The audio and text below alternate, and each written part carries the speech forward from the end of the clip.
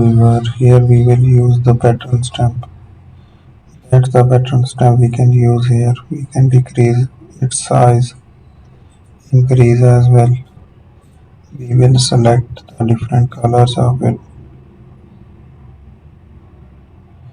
So that's the different color here. We will try to make another designs, explore the changes and use the different option